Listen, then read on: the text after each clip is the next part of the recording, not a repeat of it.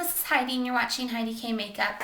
I wanted to do my November favorites video. The first thing that I've been using a lot is my Neutrogena Healthy Skin Foundation. I've been obsessed with this foundation, especially for the winter time. I have combination skin that's been getting drier and drier lately, and this gives a really nice, healthy, glowing sort of look. It's not something that I think is going to make you look like an oil slick if you have oily skin, but it definitely is nice for kind of my drier skin right now. I love the way it feels on my skin. I'm actually not wearing this today. I'm testing out another foundation, but almost always I've been wearing this. My concealer of the month that I've been wearing is my Kat Von D Tattoo Concealer, and I just absolutely love this. I use this for both under my eyes and on my blemishes, and it's perfect. It just covers everything. I've had this forever, and it doesn't take a lot to cover, so I really, really do like that. And then my setting powder that I have actually hit pan on. I can't remember the last time I hit pan on a product, but a couple days ago I hit pan on this. As you can see right here, it's just my e.l.f. Translucent Mattifying Powder. So I was kind of excited to be finishing up a product, as it were, and maybe I'll start using some of my other stuff. But this has been my go-to powder this month. As far as blushes go, I've had two that I've been wearing. One is kind of more of a peachy shade, and this is Tarte's Amazonian Clay in Tipsy. And it's this crazy looking coral peach shade. You do not need to pack a lot of color on, especially if you have really fair skin. This can definitely make you look a little clownish if you don't use a light hand. But if you do use a light hand and then blend it out with like a buffing brush like this, it looks really, really nice. And I think it's kind of nice because it creates a little bit of warmth. Another blush that I've been loving is my MAC Warm Soul.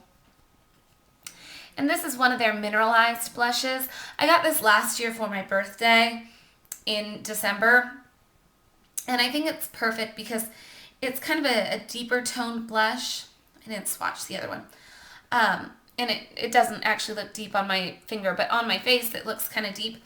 And it's kind of got more like brown tones to it.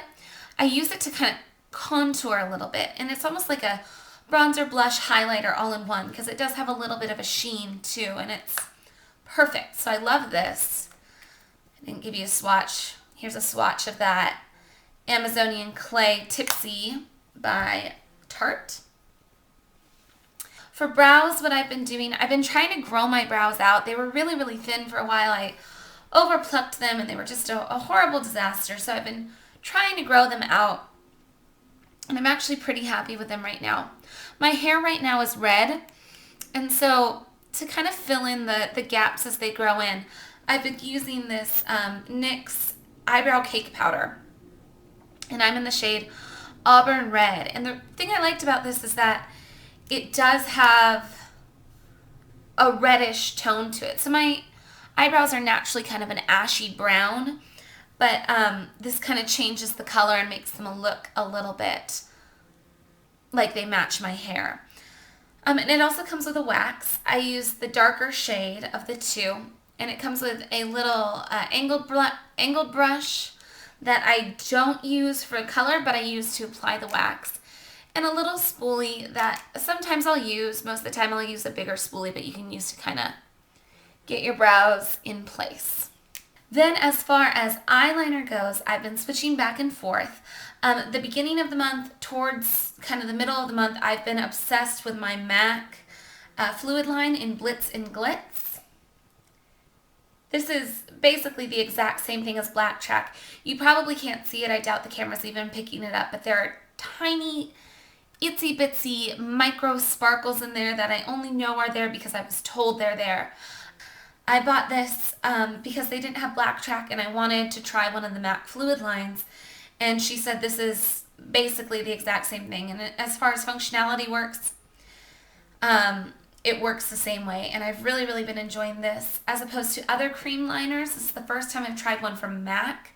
And the fluid lines are more like gel, whereas the cream liners, like the Maybelline, or I have Smashbox or some of the other ones, Wet n Wild are like cream, and I find that this glides on a lot easier, and it's a lot easier to draw kind of a winged eye with that. Also, towards the end of the month, I repurchased one of my all-time favorite liquid liners, and that is the Wet n Wild Mega Liner. And it has a brush applicator as opposed to like a felt tip. I prefer the brush. I think I can just create thinner lines and make kind of a nicer, more, I feel like I have more control when I use a brush. It's a personal preference thing. I really like this, and it's really inexpensive. I think it's like $2.99 or something like that. So I've been loving that. As far as mascara is concerned, I'm still trying to finish up my Clinique High Impact Mascara.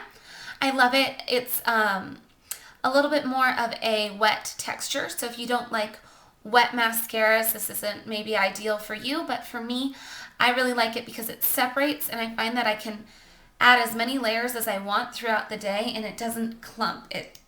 It lengthens. This is what the brush looks like. Just a basic mascara brush, and it kind of does the swirl around thing. I also, as far as eyeshadow goes, have been loving my L'Oreal Infallible eyeshadow, specifically in the shade Amber Rush.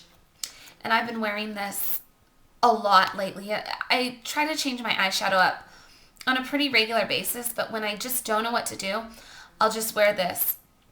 It comes, if you haven't seen these, it comes with a little presser. You press it down, and it's like a pigment, but it feels cool to the skin, and it's like pressed. So it feels like a cream that dries to a powder. And these just have these beautiful metallic finishes that I think looks just gorgeous. It's like a bronzy, goldy, rosy sort of color, and it just looks like foiled on your eye, and I absolutely love it because it looks like this really luxurious product, and it's just from the drugstore. It's L'Oreal. These aren't super inexpensive, but I do really, really love them, and I am specifically obsessed with this shade, Amber Rush. I think it's gorgeous. I'm trying to finish up some of my MAC lipsticks. I was kind of reorganizing my makeup this month, and I realized that I just have this abundance of lipsticks, and a whole bunch of them that are near gone, but not completely gone. I've been trying to use up this one. It's by MAC, and it is Viva Glam 5.